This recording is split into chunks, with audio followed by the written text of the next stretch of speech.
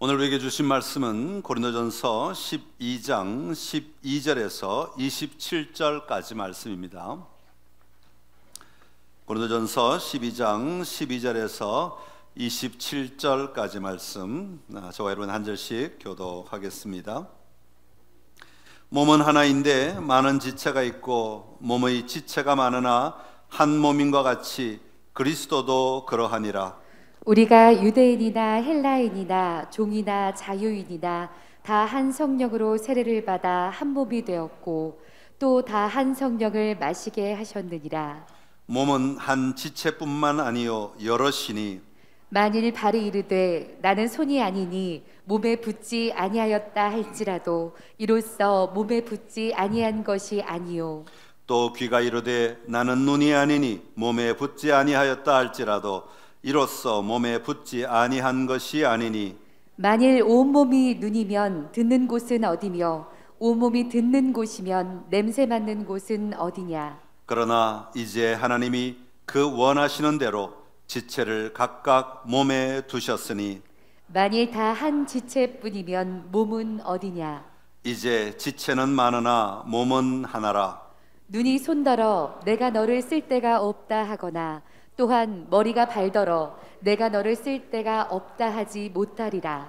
그뿐 아니라 더 약하게 보이는 몸의 지체가 도리어 요긴하고 우리가 몸에 덜 귀히 여기는 그것들을 더욱 귀한 것들로 입혀주며 우리의 아름답지 못한 지체는 더욱 아름다운 것을 얻느니라. 그런즉 우리의 아름다운 지체는 그럴 필요가 없느니라. 오직 하나님이 몸을 고르게 하여 부족한 지체에게 귀중함을 더하사 몸 가운데서 분쟁이 없고 오직 여러 지체가 서로 같이 돌보게 하셨느니라.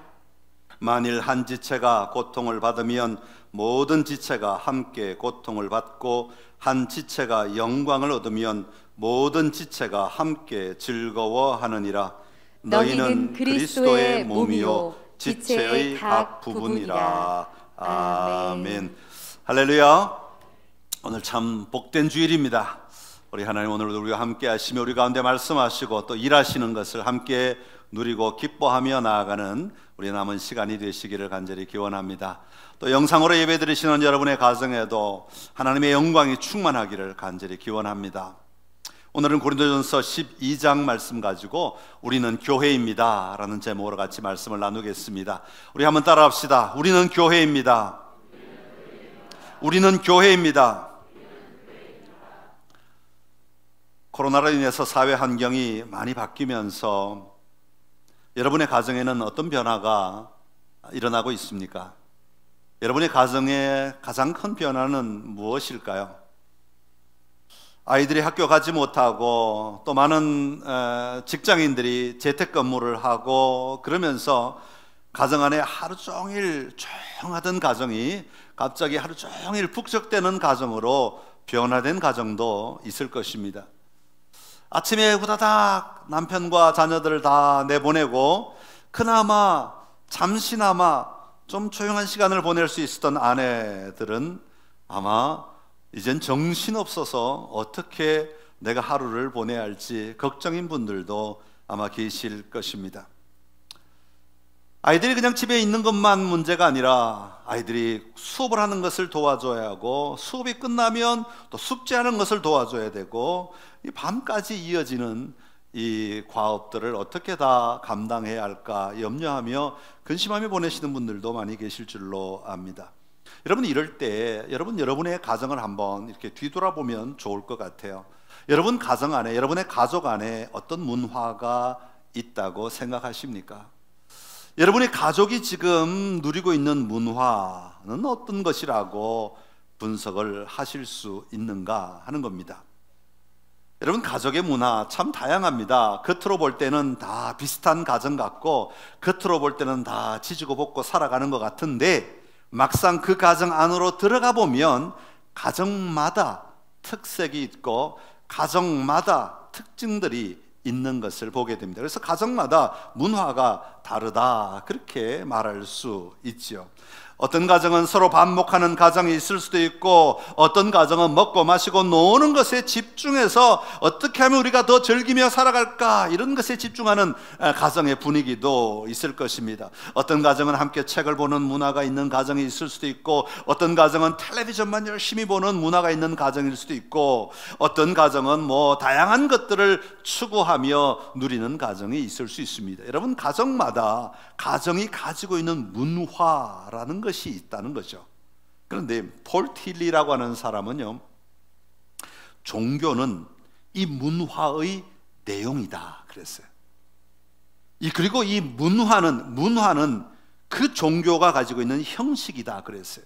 다시 말하면 이 문화를 보면, 우리의 삶의 문화를 보면 그들이 어떤 믿음을 가지고 있는가 하는 것을 발견할 수 있게 된다는 거죠. 여러분, 가정의 문화를 보면 우리 가정이 무엇을 믿음의 근거로 삼고 살아가고 있는가, 인생은 즐겨야 하는 거야, 이런 믿음을 가진 가정은 어쨌거나 시간만 나면 놀러 가려고 애를 쓸 것이고, 우리 가정은 인생은 먹어야 돼, 여기에 이제 올인을 하시면 시간만 나면 맛집을 찾아다니실 것이고, 우리가 뭘 믿느냐에 따라서 문화가 달라지게 된다는 겁니다. 여러분, 혹시 옛날 얘기를 해서 죄송합니다만은, 주일만 되면 예배 끝나고 집에 쫓아가면 볼 수 있는 미국 드라마, 그때는 미국 드라마가 참 희귀할 때인데, 미국 드라마 하나가 있었어요. 그게 뭐냐면 초원의 집이라고 하는 거예요. 잉글스인가요? 하여튼 뭐 그 둘째 딸의 시점에서 온 가족의 삶을 이렇게 소개하는 초원의 집. 초원의 집과 맞먹는 한국 드라마가 있죠. 전원일기. 전원일기. 요즘 또 전원일기 다시 해주더라고요.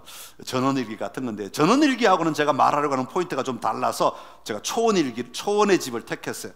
초원의 집은 농촌의 삶을 배경으로 하면서 한 가족이 어떻게 일어나는 다양한 문제들을 같이 맞부딪히며 풀어가며 살아가는가 하는 걸, 그냥 아주 평범한 삶의 이야기들을 소개하고 있는데, 이들이 주일만 되면 그동안 농사를 지으면서 입었던 옷들을 다 벗고 온 가족이 다 가장 좋은 옷을 입고 교회로 마차를 타고 가는 겁니다.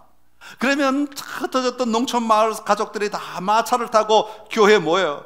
교회 가면 또 한 줄에 전부 다 온 가족이 다 앉아요. 아버지 앉고 딸 앉고 엄마 앉고 첫째 딸 앉고 또 뭐 이렇게 쭉 온 가족이 앉아서 일어서 찬송 부를 땐 다 같이 또 옆에 보면서 함께 찬송하고, 또 아이들은 짓궂게 저쪽에 있는 다른 아이하고 눈빛을 교환하면서 장난도 치고, 그러면서 함께 예배를 드리는 거예요. 예배가 끝나면 다 바깥 마당으로 나와서 어른들은 어른들끼리 또 만나서 교제하고 인사하고 서로의 안부를 묻고, 아이들은 또 거기서 막 뛰어다니며 아이들끼리 장난을 치고, 그러다가 얘들아 집에 가자 그러면 다시 마차를 타고 집에 돌아와서 식탁에 앉아서 저녁을 먹으면서 손을 마주 잡고 기도하고, 그리고 식탁을 대하는 장면이 아직도 제 마음 안에는 가득 기억되고 있는 장면입니다. 여러분, 이들의 삶의 자리에 그냥 평상시의 삶에 이들은 신앙 얘기를 하지 않고, 이들이 뭐 매 순간 기도하지 않고 매 순간 성경 보지 않아도 그냥 이들에게 느껴지는 문화는 신앙의 문화인 것을 느끼게 되는 거죠. 자연스럽게 삶의 중심, 삶의 축이 신앙이구나, 믿음이구나 하는 것들을 발견할 수 있게 되는 겁니다. 사랑하는 성도 여러분, 여러분은 교회를 생각할 때 여러분의 마음에 가장 떠오르는 생각은 어떤 것입니까? 한국에 교회가 이제 정착되어서 100년이 훨씬 넘어가면서 교회가 여러 가지 방법으로, 여러 가지 이 시대적인 조류에 따라서 교회도 굉장히 많은 변화들을 이렇게 파도를 넘어가면서, 이 파도 속에 건너갈 때마다 많은 분들이 상처를 가지고 있고 또 아픔을 가지고 있고 또 다양한 경험들을 하면서 교회 삶을 사는 것을 봅니다.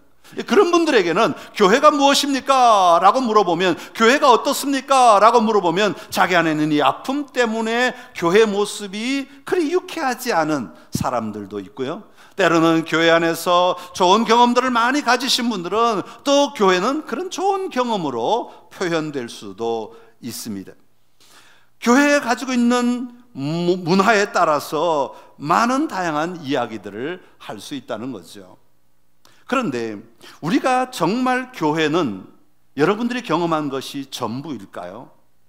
저는 요즘 이렇게 성경을 읽다 보면 우리가 그동안 많이 이야기해왔고 그냥 살아왔던 삶의 모습이 어쩌면 전부가 다 진리가 아닐 수도 있다. 우리가 성경에서 많이 벗어나 있는 경우들도 참 많다 하는 것을 발견할 때가 있습니다.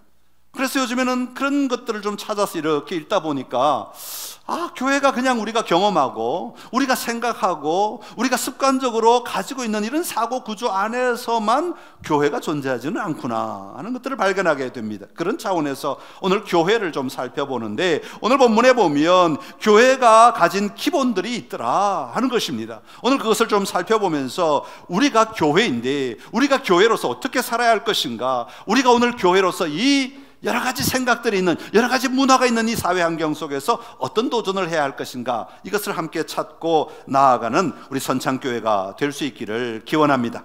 자, 그러면 먼저 본문에서 우리가 살펴볼 것은 교회는 그리스도의 몸이다, 그렇게 말씀하고 있습니다. 한번 따라합시다. 그리스도의 몸입니다. 오늘 12절과 27절의 말씀인데요, 여러분, 세상에는 공동체가 참 많습니다. 여러분들도 다 공동체 속에 속해 있지요. 가장 기본 단위인 가정 공동체에 속해 있고, 또 직장에 가면 직장 공동체에 속해 있고, 또 선후배 그러면 학교 공동체에 속해 있고, 뭐 지역에 무슨 뭐 도우미들 함께 모였다 그러면 또 그런 공동체에 속해 있고, 뭐 카페 같이 다니면 또 그것도 공동체가 되나요? 하여튼 뭐 어울리는 사람들이 챙기면 뭐든지 다 공동체가 되니까 다양한 공동체를 살아가고 있습니다. 그런데 여러분, 세상의 공동체, 우리가 일반적으로 사회 속에서 함께 가지고 있는 공동체와 교회 공동체는 큰 차이점이 하나가 있습니다. 여러분, 세상의 공동체의 중심은 뭐냐 하면 전부 다 자기들이 곧 몸이다, 그렇게 말하는 공동체입니다. 다시 말하면 자기들이 바라는 것을 위하여 존재하는 공동체에 우린 다 속해 있는 겁니다. 여러분이 나가서 공동체를 한번 살펴보십시오. 여러분의 공동체, 나의 유익과 아무 상관없고, 나의 삶과 아무 상관없고, 나의 이익과 아무 상관없고, 나에게 전혀 도움이 되지 않는다면 여러분, 그 공동체에 들어갈 이유가 뭐가 있어요? 이유가 하나도 없어요. 세상의 공동체는 내가 들어갔을 때 내가 누군가에게 도움을 주거나 도움을 받거나 어쨌거나 내가 있음으로 말미암아 존재감이 있거나 유익이 되거나, 아니면 내가 뭔가 얻는 게 있거나, 아니면 다른 사람을 도와줄 수 있거나, 뭔가가 있을 때에, 나와 관련된 뭔가가 있을 때에 우리는 그 공동체를 살아가게 됩니다. 그러나 교회는 오늘 성경에 보면 그리스도의 몸이다, 그렇게 말합니다. 그리스도의 몸이다. 27절에 보면 너희는 그리스도의 몸이요 지체의 각 부분이라, 그렇게 말합니다. 여러분, 그리스도의 몸이라고 하는 표현 속에는 두 가지 중요한 의미가 담겼는데, 하나는 소유권이 담겨 있습니다. 여러분, 그리스도의 몸이라고 하는 것에는 소유권이 누구에게 있다고 말하고 있습니까? 그리스도에게 있다는 겁니다.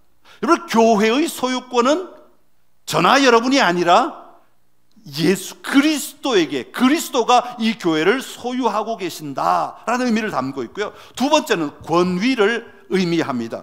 그리스도의 권위 아래 있는 공동체다라고 하는 겁니다. 여러분, 그렇기 때문에 교회 공동체는, 이 교회는 어느 한 사람의 것이 아니라 예수 그리스도의 교회 라는 인식이 우리 안에는 분명히 박혀 있어야 하고, 그래야 딴짓 안 해요. 그래야 실수 안 합니다. 그래야 엉뚱한 것을 추구하며 나아가지 않게 되는 겁니다. 이 교회는 그리스도의 것입니다. 김영 목사의 것도 아니고, 여러분의 것도 아니고, 뭐 헌금을 많이 하신 분의 것도 아니고, 활동을 많이 하신 분의 것도 아니고, 오직 그리스도의 것입니다. 그리스도에게 소유권이 있고 그리스도에게 권위가 있는 겁니다. 그렇기 때문에 교회는 그리스도 중심으로 움직여야 하는 것이다 하는 것입니다. 사도 바울은 자신이 쓴 서신서에서 교회를 몸으로 설명할 때 두 가지 방법으로 설명하고 있습니다. 첫 번째는 에베소서에서 말하고 있는데요, 여기서는 교회의 머리가 누구냐 하면 그리스도다, 그렇게 설명합니다. 아까 우리 장로님도 그렇게 기도하셨는데, 성도들은 그 지체가 되고 그리스도는 머리가 되신다라고 말합니다. 에베소서 1장 22절에서 23절인데요 같이 읽어 보겠습니다. 또 만물을 그의 발 아래에 복종하게 하시고 그를 만물 위에 교회의 머리로 삼으셨느니라. 교회는 그의 몸이니 만물 안에서 만물을 충만하게 하시는 이의 충만함이니라. 아멘. 교회의 이 몸이 교회를 몸이라고 이렇게 표현을 하면 이 머리는 누구라고요?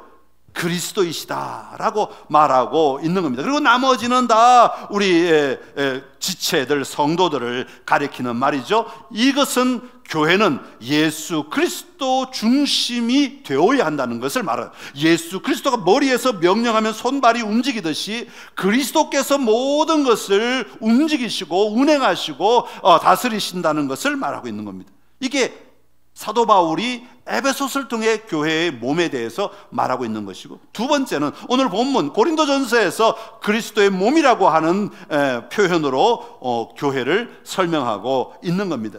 오늘 말씀하고 있는 그리스도의 몸이라는 것은 머리를 뺀 나머지 몸을 가리키는 것이 아니라 머리끝부터 발끝까지 전부를 가리키는 것이에요. 그러니까 교회가, 성도들이 머리끝부터 발끝까지 각 지체들이 다 있는 이 공동체가 교회이니까 예수 그리스도는 교회 안에 들어와 계신 분이 아니라 교회 밖에서 교회를 바라보고 계시는 분으로 이미지가 그렇게 되어 있다는 것을 말씀드리는 겁니다. 오늘 본문 16절과 17절의 말씀인데 같이 읽어보겠습니다. 또 귀가 이르되 나는 눈이 아니니 몸에 붙지 아니하였다 할지라도 이로써 몸에 붙지 아니한 것이 아니니 만일 온 몸이 눈이면 듣는 곳은 어디며 온 몸이 듣는 곳이면 냄새 맡는 곳은 어디냐. 아멘. 자, 여기 보면 눈, 코, 입, 귀를 말하죠. 눈, 코, 입, 귀는 우리 신체 어디에 달려 있어요? 머리에 달려 있어요. 그러니까 이 머리조차도 눈, 코, 입, 귀 전부 다 성도들을 다 가리키는 말입니다. 그렇게 되면 예수 그리스도는 몸 밖에 계신 분으로 소개하고 있습니다. 그러기에 그리스도의 몸이라는 말은 밖에 계신 그리스도께서 모두 머리부터 발끝까지를 다 품고 계신 분이시다, 다 소유하고 계신 분이시다 라는 의미를 담고 있는 겁니다. 여러분, 이 에베소서에서 말하고 있는 교회와 고린도전서에서 말하고 있는 교회는 별개의 것이 아닙니다. 두 개는 같이 가는 것입니다. 그것을 떼어서 따로 설명을 한 것일 뿐입니다. 예수 그리스도께서는 하늘에서 다스리시는 주님이시면서 동시에 우리 가운데 거하시는 주님이 되신다는 것을 말씀하고 있는 겁니다. 교회가 바라봐야 하고 예배해야 할 대상이 되시는 주님이시면서 동시에 우리 안에서 우리를 인도하시고 다스리시는 분이시다 라는 것을 말씀하고 있는 것입니다. 여러분, 교회를 그리스도의 몸이라고 하는 것은 어떤 의미이겠습니까? 우리가 그리스도 안에 있다는 말입니다. 그리스도 안에 있다는 말은 나의 지혜, 나의 의로움, 나의 완성을 이루어가는 것이 아니라 하나님께서 그리스도의 죽음과 부활을 통하여 이루신 것을 나의 삶으로 받아들이는 것을 뜻합니다. 하나님께서 그리스도의 죽음과 부활을 통하여 이루신 것은 무엇입니까? 그것은 우리 안에 새 생명을 공급하신 것이고 우리로 하여금 영원한 하나님 나라의 백성이 되게 하신 것입니다. 이것이 죽으심과 부활로 말미암아 우리에게 가져다 준 유익인 것이죠. 예수 그리스도의 복음을 중심으로 움직여지는 공동체라고 하는 것입니다. 사랑하는 성도 여러분, 여러분은 교회 공동체를 어떤 마음으로 대하고 계십니까? 사도 바울은 교회를 예수님의 몸이라고 하지 않고 그리스도의 몸이라고 하였습니다. 여러분, 그리스도는 무슨 뜻이죠? 메시아, 구원자라는 의미를 가지고 있습니다. 그러기에 교회는 그리스도의 몸으로서 그리스도가 가진 사명을 감당할 수 있는 교회가 되어야 하는 것입니다. 그리스도의 사명은 무엇입니까? 궁극적으로는 구원 사역입니다. 복음을 전하는 것입니다. 세상을 구원하기 위하여 우리는 그리스도의 몸의 지체가 된 것입니다. 그래서 오늘 우리가 교회를 바라보면서 그리스도께서 가진 사명을 감당하는 교회가 되기 위해 집중하는 것, 이것이 지체로서 마땅히 가져야 할 교회의 사명인 것이죠. 믿지 않는 자들을 구원하는 구원의 방주, 그 방주가 바로 선창교회가 되어야 할 줄로 믿습니다. 이것이 왜냐하면 교회의 사명이기 때문입니다. 그리스도의 몸이기 때문입니다. 오늘 우리 선창교회가 구원의 사명을 끝까지 잘 감당하고 이 방향을 놓지 않고 포기하지 아니하고 끝까지 걸어감으로 말미암아 이곳을 통하여서 또 교회인 여러분을 통하여서 하나님의 나라의 백성들이 많아지는 역사가 일어나게 되기를 간절히 기원합니다. 두 번째로 교회는 고백이 있어야 합니다. 한번 따라합시다. 고백이 있어야 합니다. 자, 교회는 그리스도의 몸인데, 그러면 우리 각자는 어떻게 이 몸의 일부가 될 수 있느냐, 어떻게 이 몸 속으로 들어갈 수 있느냐, 몸의 지체가 될 수 있느냐 하는 것을 사도 바울은 13절에서 이렇게 설명하고 있습니다. 우리 13절의 말씀을 세 번역으로 같이 읽어 보겠습니다. 우리는 유대 사람이든지 그리스 사람이든지 종이든지 자유인이든지 모두 한 성령으로 세례를 받아서 한 몸이 되었고 또 모두 한 성령을 마시게 되었습니다. 아멘. 여기서 사도 바울은 그리스도의 몸의 지체가 되는 방법, 우리가 그 몸의 한 일부가 될 수 있는 방법은 한 성령으로 세례를 받아서 한 몸이 된다라고 말씀하고 있습니다. 여러분, 세례를 받아야 한다 하는 것이죠. 오늘 이곳에 계신 대부분들은 아마 거의 대부분은 다 세례를 받으신 것 같습니다. 세례를 받으셨을 터인데, 교회의 일원이 된다는 것은 세례를 받고 그 세례를 받을 때 믿음을 고백함으로 말미암아 교회의 일원이 되는 것입니다. 이것은 단순히 교회라고 하는 건물 안으로 들어오는 자격을 말하는 것이 아니라 그리스도의 몸의 지체가 되는 것을 말합니다. 여러분, 세례는 무엇입니까? 그렇다면 세례는 과연 어떤 의미일까요? 여러분은 세례 받으실 때 어떤 마음으로 세례를 받으셨습니까? 어떤 고백으로 세례를 받으셨습니까?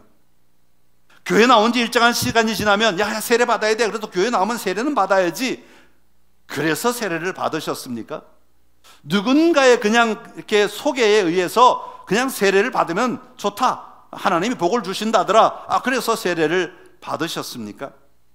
여러분, 세례는 죄를 씻는다는 의미와 내가 예수 그리스도의 죽음과 부활에 이제는 참여한 자가 되었습니다 라는 고백을 하는 시간이 바로 세례입니다. 예수 그리스도의 죽음에 참여한다는 것은 예수님께서 십자가 위에서 달려 돌아가신 것은 내가 바로 죄인이고 이 죄를 용서하시기 위하여 나를 대신하여 십자가 달려 돌아가신 것입니다 라는 사실을 내가 믿음으로 고백함으로 말미암아 세례를 받는 것입니다. 이 믿음의 고백이 있는 세례가 진짜 세례인 것이죠. 그래서 내 죄가 다 용서함을 받았음을 믿고 내가 부활에 참여한다는 것은 예수 그리스도로 말미암아 내가 다시 부활하여 하나님과 영원한 생명을 누리게 될 것을 믿는 믿음 안에서 내가 살아가겠습니다 라는 고백과 함께 나아가는 것입니다. 이런 고백으로 세례를 받을 때 그는 그리스도의 몸의 지체가 된다고 말씀하고 있습니다. 그렇게 세례는 그저 인위적으로, 의도적으로 아니면 형식적으로 행하는, 단순히 한번 행하는 예식을 말하는 것이 아닙니다. 한 성령으로 말미암아, 성령 하나님으로 말미암아 우리가 세례를 받을 때에 우리의 삶의 자리에 놀라운 삶의 변화가 일어나게 되고 놀라운 영적 경험이 일어나게 되고 그때부터 하나님의 나라를 보기 시작하며 하나님의 일하심을 보기 시작하며 하나님의 음성을 듣기 시작하며 하나님의 인도하심을 받기 시작하는 놀라운 길이 열려지게 되는 것입니다. 여러분, 이 놀라운 길이 열려지는 것은 그냥 앉아있는다고 되는 것이 아니라 우리가 믿음을 분명히 믿고 고백할 때에 일어나는 일들인 것입니다. 갈라디아서 3장 27절에서 29절은 이렇게 말합니다. 우리 같이 읽어보겠습니다. 누구든지 그리스도와 합하기 위하여 세례를 받은 자는 그리스도로 옷 입었느니라. 너희는 유대인이나 헬라인이나 종이나 자유인이나 남자나 여자나 다 그리스도 예수 안에서 하나이니라. 너희가 그리스도의 것이면 곧 아브라함의 자손이요 약속대로 유업을 이을 자니라. 아멘. 할렐루야. 세례를 받을 때 그리스도로 옷 입었다 그렇게 표현합니다. 그리스도께서 나를 감싸셨다 라고 표현할 수도 있겠죠. 여러분, 그리스도께서 나를 감싸시면 놀라운 일들이 일어난다는 겁니다. 당시 사회에서 남자나 여자 절대로 하나가 아닙니다. 종이나 자유인이나 절대로 하나가 아닙니다. 유대인이나 헬라인이나 절대로 하나가 될 수 없습니다. 그런데 세례를 받으면 한 몸이다, 그렇게 말해요. 아니, 세례를 받았는데 어떻게 한 몸이 될 수 있어요? 어떻게 수용이 될 수 있어요?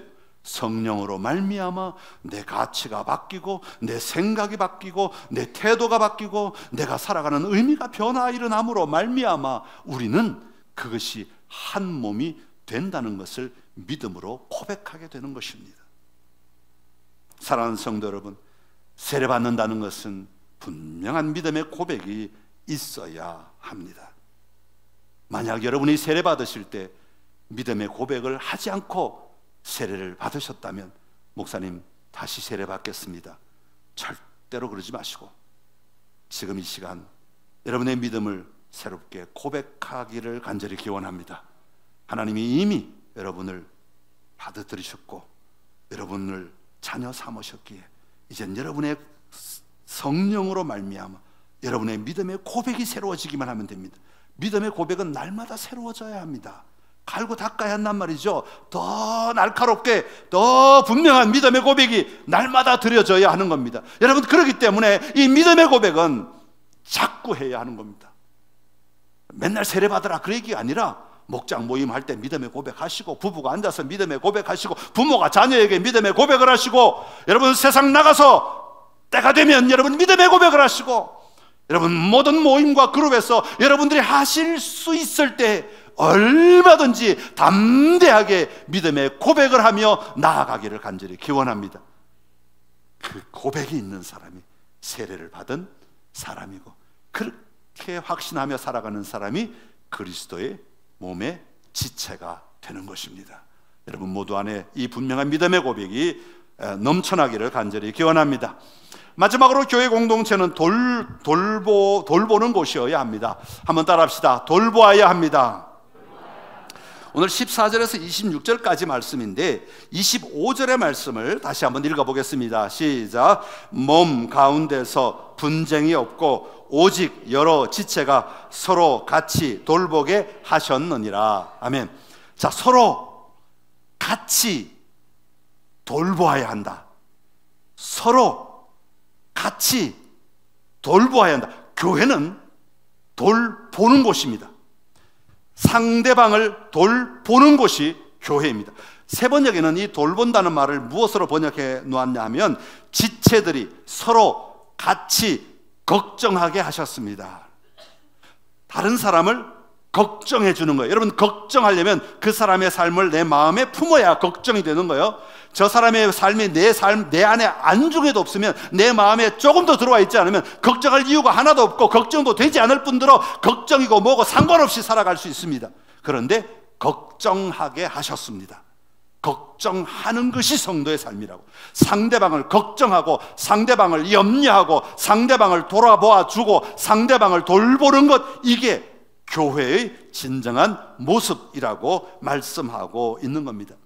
당시 교회, 고린도 교회는요, 나는 아볼로에게, 나는 바울에게, 나는 뭐 게바에게, 나는 그리스도에게 속한 자라고 하면서 서로 이 그룹을 만들어 가지고 서로 간에 경쟁하듯이, 아니면 서로 시기하고 질투하고 이렇게 막 그러면서 교회에 세워갔을 때 사도 바울은 그런 모습을 너무너무 안타까워한 것입니다. 그러면서 그런 교회를 향하여 사도 바울은 서로 같이 돌보아야 한다, 그렇게 말씀하고 있는 겁니다.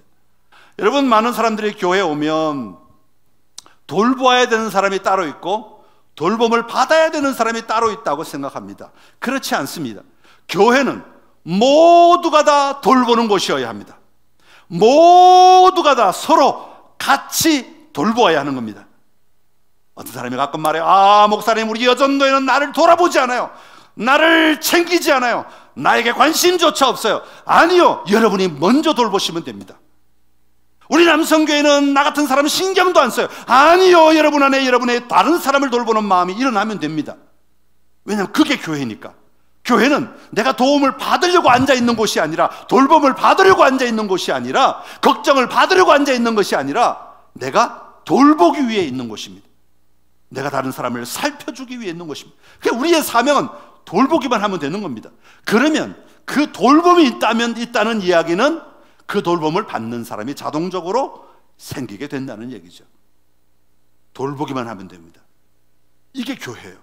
저는 이 말씀을 보면서 우리가 그동안 교회 안에서 많은 문제가 일어나고 갈등이 일어나고 또 섭섭함이 일어나는 원인이 이 말씀을 우리가 이해하지 못했기 때문이 아닐까 하는 생각을 하였습니다.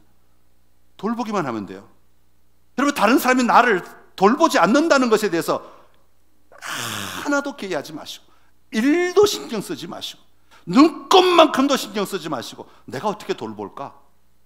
내가 다른 사람을 어떻게 돌볼까? 내가 교회 안에서 어떻게 돌봄의 삶을 살아갈까만 생각하면 교회는 건강하게 존재할 수 있는 겁니다. 교회는 교회 역할을 감당할 수 있게 되는 것입니다. 사랑하는 성도 여러분, 교회는 함께 자라나는 곳입니다. 어디까지 자라야 합니까? 성숙한 그리스도인이 될 때까지 자라야 합니다. 하나님을 아는 것에 자라야 합니다. 구원에 이르도록 자라야 합니다. 우리 구원이 완성될 때까지 계속해서 자라나야 하는 존재. 여기 아무도 완성된 사람이 없습니다. 심지어 저도 마찬가지고 이곳에 있는 아무도 완성된 사람이 없습니다. 그러기에 돌보아 주어야 하는 겁니다. 그러기에 걱정해주고 염려해주고 관심을 가져줘야 합니다. 그래야 자라날 수 있기 때문입니다. 우리는 교회입니다. 선창이라는 이름으로 함께 모여 교회로서 살아가고 있습니다. 그러기에 우리는 그리스도의 몸에 속한 자임을 분명히 기억해야 하고, 몸의 머리는 예수 그리스도이시고 우리 교회는 예수 그리스도의 소유이고 교회의 진정한 권위는 예수 그리스도로부터 나온다는 것을 잊지 말아야 합니다. 그리고 믿음의 고백이 분명할 때 우리는 그 지체가 되는 것입니다. 날마다 믿음의 고백으로 살아가야 합니다. 그리고 서로 같이 돌보는 자들이 되어야 합니다. 그럴 때 교회가 교회로서의 삶을 온전히 살아갈 수 있습니다. 우리 선창교회가 이런 기준을 다시 한번 확인하고 삶의 자리에 적용하여 건강한 교회로서, 이 시대에 꼭 필요한 교회로서, 구원의 방주로서 역할을 다하는 칭찬받는 교회가 될 수 있기를 간절히 기원합니다. 기도하겠습니다. 참 좋으신 우리 하나님 아버지, 은혜를 감사합니다. 우리를 교회로 불러주셔서 감사합니다. 지체로 불러주시고 은사를 통하여 불러주시고 각자의 다른 역할들을 맡겨주셔서 감사합니다. 하나님, 우리가 그리스도의 몸임을 잘 기억하고 살아가게 하여 주옵소서. 우리가 그리스도를 분명히 바라보며 온전히 살아가는 저희들 되게 하여 주옵소서. 믿음의 고백이 일어나기를 원합니다. 순간순간 믿음의 고백이 확장되게 하여 주옵시고, 믿음의 고백이 더 풍성해지게 하여 주옵시고, 믿음의 고백이 우리의 삶을 주관하게 하여 주시옵소서. 서로 돌아보는 교회가 되기를 원합니다. 서로 같이 돌아봄으로 말미암아 건강한 교회로서 세워져가는 우리의 삶이 되게 하시고 함께 자라는 교회가 되게 하여 주옵소서. 예수님의 이름으로 기도드리옵나이다. 아멘.